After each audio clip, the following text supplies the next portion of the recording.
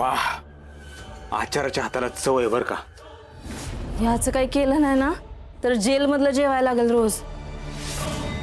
काय करायचं असं काहीतरी.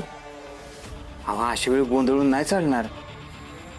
वेळ काळ बघून आपण हेत ना आप्पाच्या खोलीमध्ये हालू त्याला.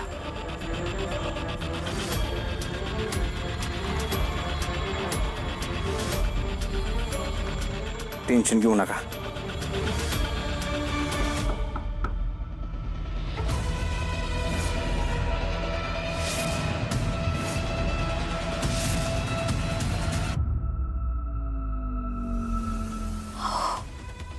आता या टायमाला जर जामकर आले असतील ना सगळं संपलं.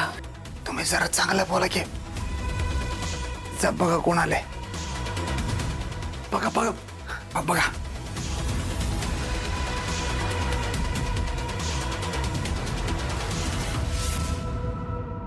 तू ताई तुम्ही इथं?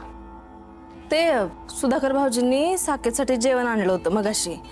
मी ठेवलं होतं त्यांच्याजवळ. साकेत झोपला होता ना तर मग आता बघायला आले होते साकेत जेवलाय का नाही ते.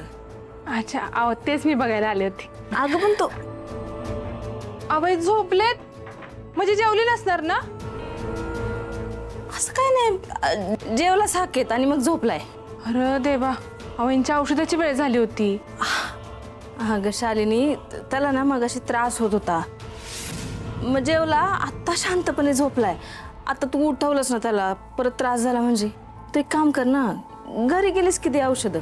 हा ते पण ठीक आहे म्हणा, पण असा हलगर्जीपणा बरोबर नाही की नाही. त्यात तुम्हाला माहितच आहे जामकर साहेब कसे आहेत, ते लईच कडक आहे. तुम्हाला सांगू का, जेव्हा पहिल्यांदा त्यांच्याकडे काम करायला गेली होती ना, मी आता लईच घाबरली होती. असं वाटलं कसंही सगळं निभावून निघेल. साकेदादांची तब्येत तेव्हा लई खराब होती आणि परक्या पुरुषाचं समज करायचं म्हणजे अवघड पडतं ना.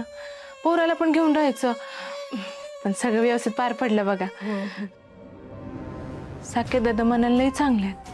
अगदी भावाच्या नजरेनं बघतात मायेनं. मला कसला बी त्रास नाही दिला कधी. शालिनी, ह्याला काय आर्याबद्दल आठवलं का? काय बोलतो का आर्याबद्दल? नाही हो, आठवत तर काय नाही, पण तुम्हाला माहिती आहे ना सारखं आर्यच करत असतात. आर्यताईंना मी कधी भेटली नाही हो. तुम्ही भेटलाय का? भेटले की.